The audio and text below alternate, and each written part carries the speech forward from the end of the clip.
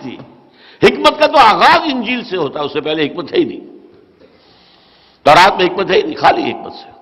احکام احکام احکام احکام احکام احکام. سب سے موٹا لفظ ان کا کیا ہے؟ دی 10 کمانڈمنٹس، احکام عشرہ. ابھی انسان اس قابل تھا ہی نہیں کہ اس کو حکمت بھی سمجھائی جائے.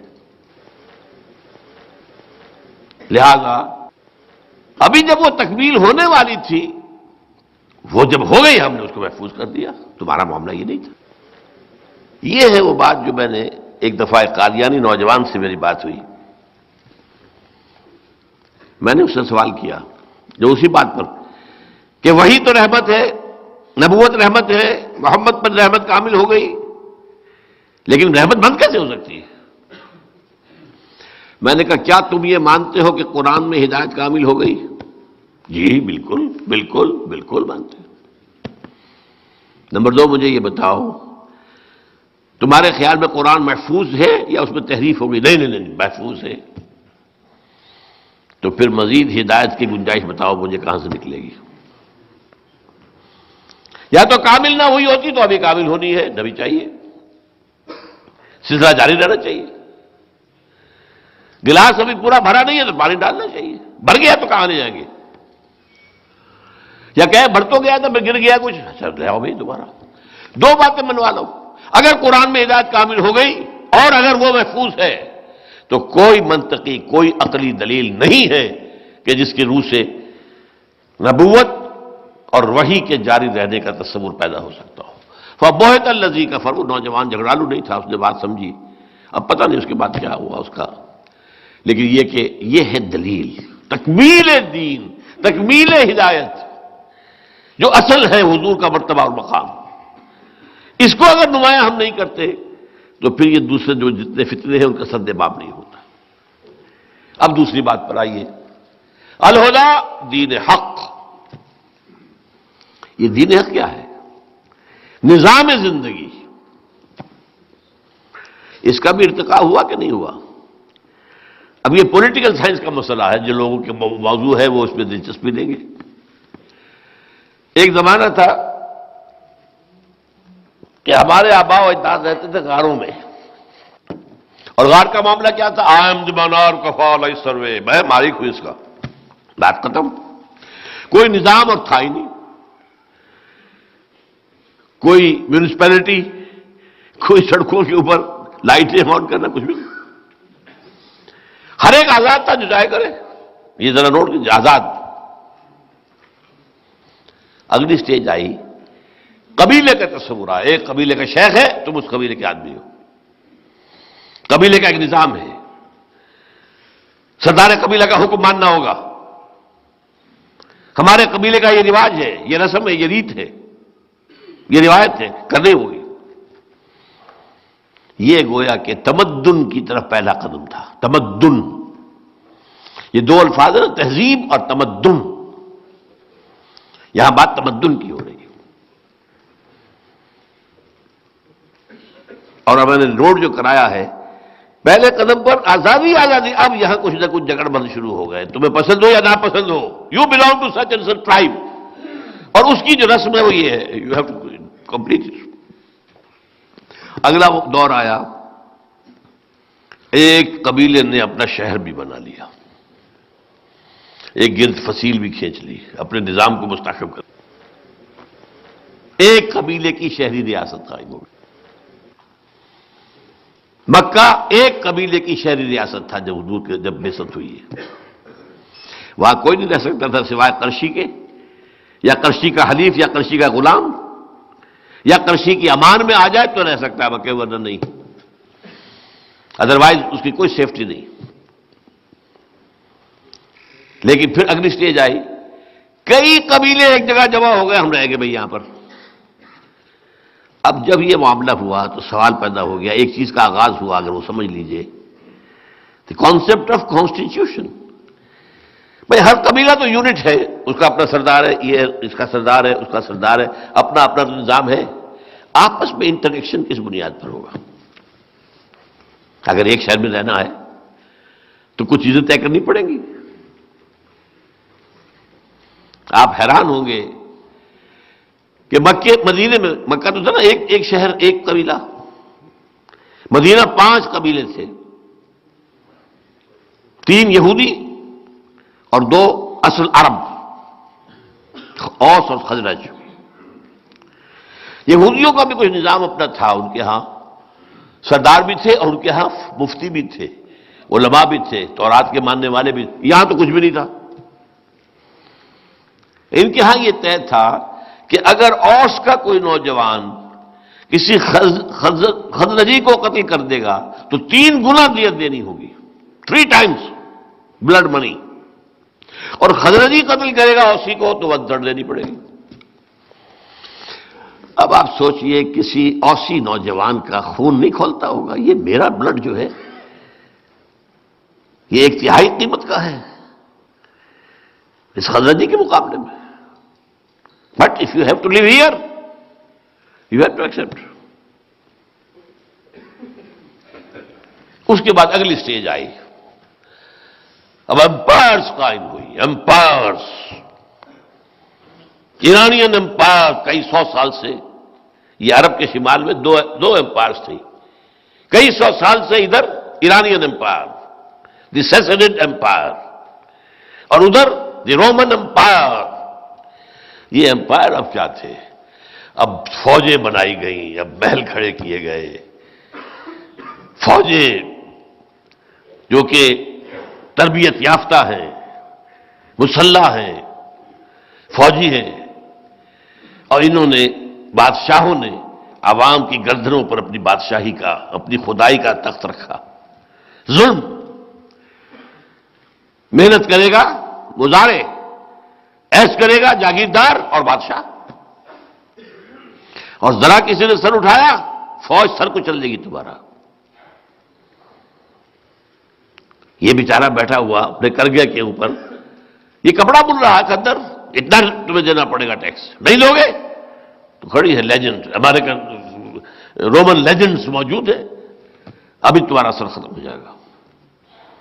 اب یہ نظام جب یہاں تک آیا ہے تو یوں سمجھیے ظلم کی حد ہو گئی۔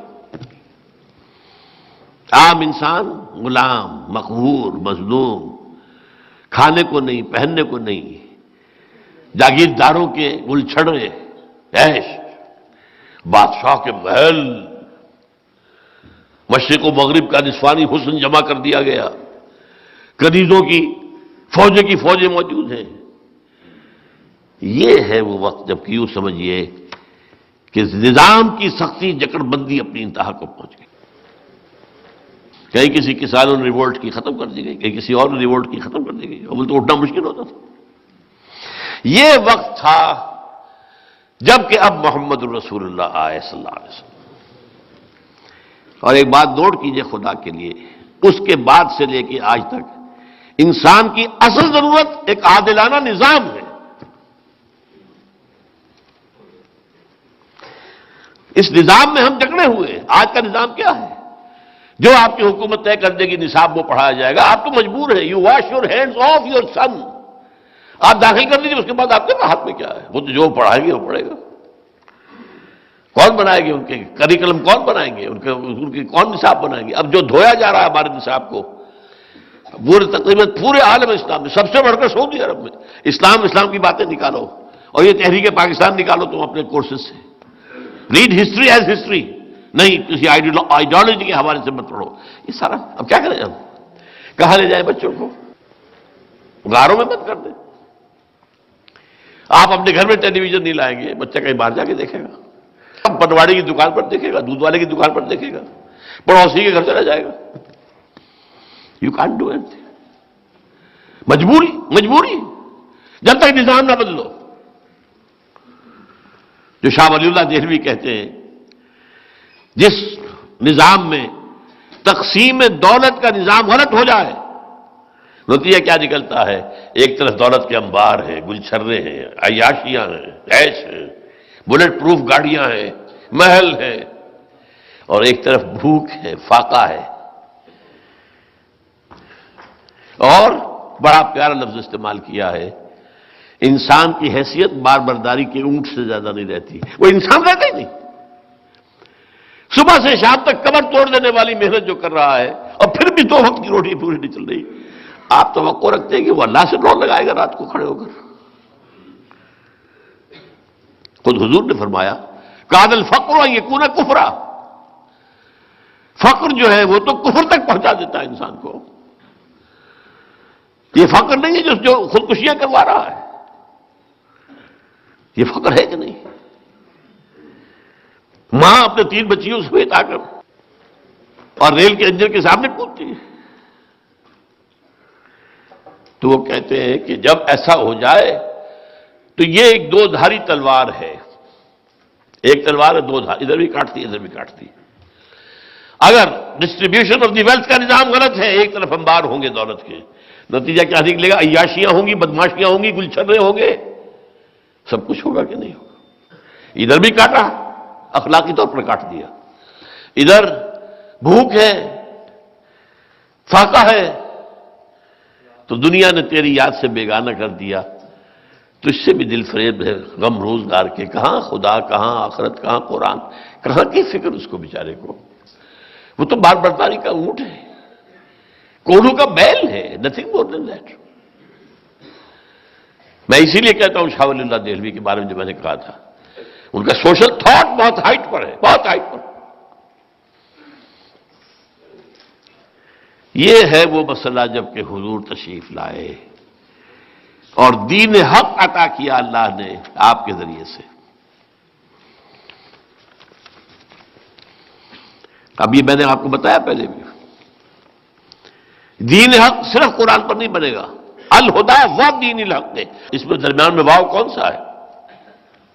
اس کو کہتے ہیں واو عطف، اور واو عطف کا قاعدہ ہے یہ معطوف اور معطوف علیہ میں مغایرت پیدا کرتا، میں اور وہ، یہ اور جو ہے تو میں اور ہوں، وہ اور ہے، اور تو 2، تو الہدی اور دین حق یہ ایک نہیں ہے، 2 ہے۔ الہدی اس دین حق کی بنیاد اور اس کا ڈھانچہ اور خاکہ سارا سنت رسول سے صلی اللہ علیہ وسلم۔ میں نے بتایا آپ کو نماز کا نظام نہیں بن سکتا بغیر سنت کے اور حدیث کے، اور نظام کیا بنے گا؟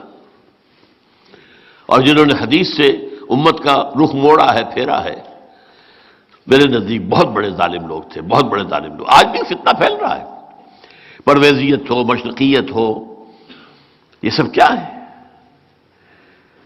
ہمارے ہاں آج بھی موجود ہے جو اپنے آپ کو اہل قرآن کہتے ہیں، ہم حدیث نہیں مانتے، اہل قرآن، چکڑالویت ہو۔ بہرحال اب دیکھیے یہ جو 2 چیزیں دی گئیں، الہدی، دین حق، ان کے ضمن میں فرض کیا ہے حضور پر؟ الہدی پہنچاؤ، یہ پہنچانا ہے۔ یا ایھا الرسول بلغ ما انزل الیک من ربک وان لم تفعل فما بلغت رسالتہ، بڑی سخت تنبیہ ہے۔ والعبد عبد وان تعرض والرب رب وان تنزل۔ کتنے ہی اونچے چلے گئے حضور شب معراج میں، ہیں تو بندے ہی نا۔ فَأَوْحَىٰ إِلَىٰ عَبْدِهِ مَا أَوْحَىٰ، اللہ اے رسول پہنچا دو جو کچھ کہ ہم نے نازل کیا ہے تم پر، اور اگر تم نے کوئی کمی کی تو حق رسالت ادا نہیں ہوگا۔